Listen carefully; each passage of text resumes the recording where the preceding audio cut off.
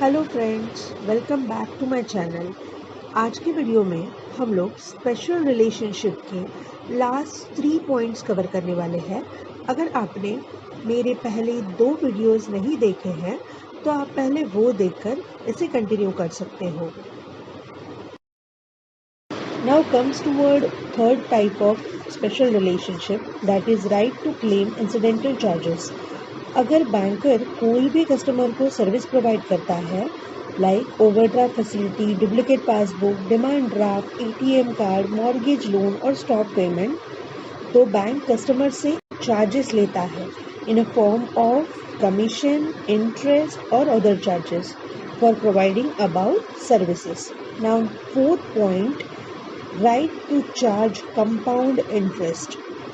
Normally as per law compound interest charge करना मना है, पर सिर्फ बैंकर को ये स्पेशल प्रिविलेज दिया गया है. तो बैंक क्या करता है, हमें नॉर्मली क्वार्टरली अपने सेविंग पे इंटरेस्ट मिलता है, पर बैंक हमें 2 क्वार्टर का मिला के 6 मंथली इंटरेस्ट पे आउट करता है. सपोज जून और सितंबर अपने क्वार्टर एंड है, तो जून और सितंबर का एक साथ सितंबर में ही दिया जाता है और जून के इंटरेस्ट पर और इंटरेस्ट लगा के उसे ऐड करके हमें एक्स्ट्रा मनी दिया जाता है. सो कंपाउंड इंटरेस्ट मतलब इंटरेस्ट हमें दिया जाता है. सो बैंक हमें ये स्पेशल फैसिलिटी देती है ताकि हम लोग अपने सेविंग पर ज़्यादा से ज़्यादा अर्न कर सके. Now fifth point is bankers lien. Lien मतलब प्रॉपर्टी पे होल्ड करने का हक मिलता है मनी लेंडर को तब तक जब तक बोरोवर लोन रीपे नहीं कर सकता. लियन 2 टाइप के होते हैं, जनरल लियन, पर्टिकुलर लियन. दोनों को एक एक करके देख लेते हैं. First is general lien. General lien को अगर एग्जाम्पल के तौर पे समझने की कोशिश करेंगे तो अगर कस्टमर ने 2 फ़ोन्स रिपेयरिंग के लिए दिए हैं, Vivo and Oppo, two shopkeeper ने दोनों भी फ़ोन्स रिपेयर कर दिए. उसके बाद कस्टमर वीवो का फ़ोन लेने आता है, गलती से शॉपकीपर उसको ओप्पो का फ़ोन दे देता है. जब ये बात बाद में कस्टमर को रियलाइज़ होती है तो वो वापस आता है और शॉपकीपर से डिमांड करता है कि मुझे मेरा वीवो का फ़ोन दे दो. तो शॉपकीपर मना कर देता है क्योंकि उसने अभी तक ओप्पो के फ़ोन के चार्जेस पे आउट नहीं किए हैं. नाउ दिस इज जनरल लियन, यानी शॉपकीपर ने कस्टमर को तब तक वीवो का फ़ोन नहीं देना चाहिए जब तक कस्टमर ओप्पो के चार्जेस पे आउट नहीं करता है. Now second point is particular lien. अगर सेम एग्जाम्पल एप्लीकेबल करेंगे तो कस्टमर ने वीवो का और ओप्पो का फ़ोन रिपेयर के लिए लिया, फिर लेने आया वीवो, लेके गया गलती से ओप्पो. रियलाइज़ होने के बाद आया तो शॉपकीपर मना नहीं कर सकता क्योंकि उसने वीवो के लिए पेमेंट कर दिया था. तो शॉपकीपर उसे मना नहीं कर सकता है. इसे बोलते हैं particular lien. Bankers lien is a general lien. Banker lien is always general lien. Banker को दोनों भी लियन यूज़ करने का राइट है. अभी 4 कंडीशंस है जो बैंकर को फॉलो करने पड़ते हैं. फर्स्ट इज़ कोई भी गलत एग्रीमेंट नहीं बनना चाहिए. सेकेंड पॉइंट, प्रॉपर्टी बैंक के हाथ में होनी चाहिए तब तक जब तक लोन रिपे नहीं होता है.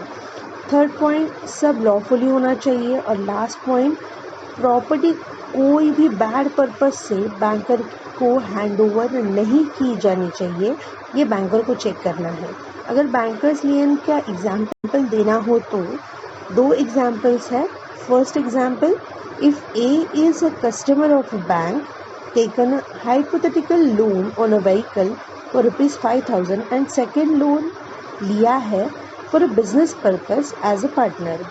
ही रिटर्न्स ₹5,000 बट उसने अभी तक बिजनेस लोन रिटर्न नहीं किया है. इसमें बैंकर कस्टमर की व्हीकल को हाथ नहीं लगा सकता है क्योंकि दोनों लोन के पर्पसेस अलग अलग थे, एक पर्सनल और दूसरा business. Here particular lien is applicable.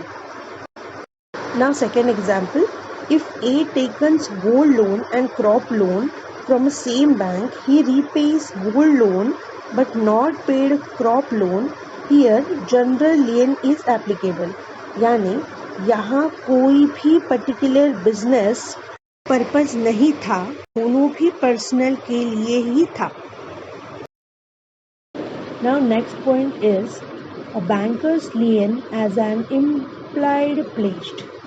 इसका मतलब है लियन सिर्फ प्रॉपर्टी होल्ड करने का हक नहीं देता है, पर इन सम कंडीशन वो उसे सेल करने का भी राइट देता है. After giving proper notice customer कि वो लोन रीपे नहीं कर रहा है, इसलिए हम लोग उसकी प्रॉपर्टी सेल कर रहे हैं. नाउ नेक्स्ट, लियन ऑन निगोशिएबल और क्वाजी निगोशिएबल सिक्योरिटीज. बैंकर लियन सिर्फ प्रॉपर्टी को ही सिक्योरिटी होल्ड करने का हक नहीं देता है, तो वो निगोशिएबल बिल्स, चेक या फिर मनी को भी एज ए सिक्योरिटी रख सकता है. Now next, no general lien on safe custody deposit. Suppose banker ने रिसीव किया है कोई ज्वेलरी सेट या फिर डॉक्यूमेंट्स, पार्सल, कोई सील्ड बॉक्स है फॉर सेफ कस्टडी, तो उसके अगेंस्ट लोन नहीं ले सकते, क्योंकि वो सेफ्टी के लिए बैंकर को दिया है, ना कि सिक्योरिटी पर्पस के लिए. Now next, no lien on document interested for specific purpose. अगर बिल, चेक, मनी और डॉक्यूमेंट कोई स्पेसिफिक पर्पस के लिए बैंक को दिया गया है, तो बैंकर ने उसे एज ए सिक्योरिटी बेसिस अपने पास नहीं रखना है. Now last, no lien on article left by mistake. अगर कस्टमर ने गलती से डॉक्यूमेंट भूल गया है, तो बैंकर ने वो डॉक्यूमेंट्स एज ए सिक्योरिटी अपने पास नहीं रखना है. Now next point is lien on securities not taken back after the repayment of loan. यानी एक बार कस्टमर ने लोन रीपे कर दिया, तो बैंकर ने जो सिक्योरिटी पर्पस के लिए डॉक्यूमेंट्स दिए थे उन्हें रिटर्न करना है कस्टमर को, ना कि अपने पास रखना है. Now next point is negative lien. Lien particular time period के लिए प्रॉपर्टी होल्ड करने का राइट देता है, पर निगेटिव लियन में बैंकर कोई भी सिक्योरिटी नहीं ले सकता है फ्रॉम बोरोवर, पर बोरोवर डिक्लेरेशन देता है कि उसके एसेट्स पे कोई भी और लोन नहीं है. एक बार डिक्लेरेशन दे दिया तो कस्टमर उस प्रॉपर्टी को सेल या फिर उसके ऊपर और दूसरा लोन नहीं ले सकता है विदाउट कंसर्न ऑफ बैंकर.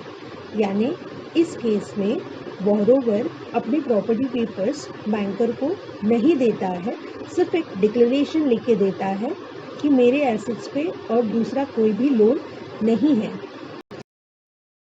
यहाँ हम लोगों ने अपना फर्स्ट चैप्टर कंप्लीट कर लिया है.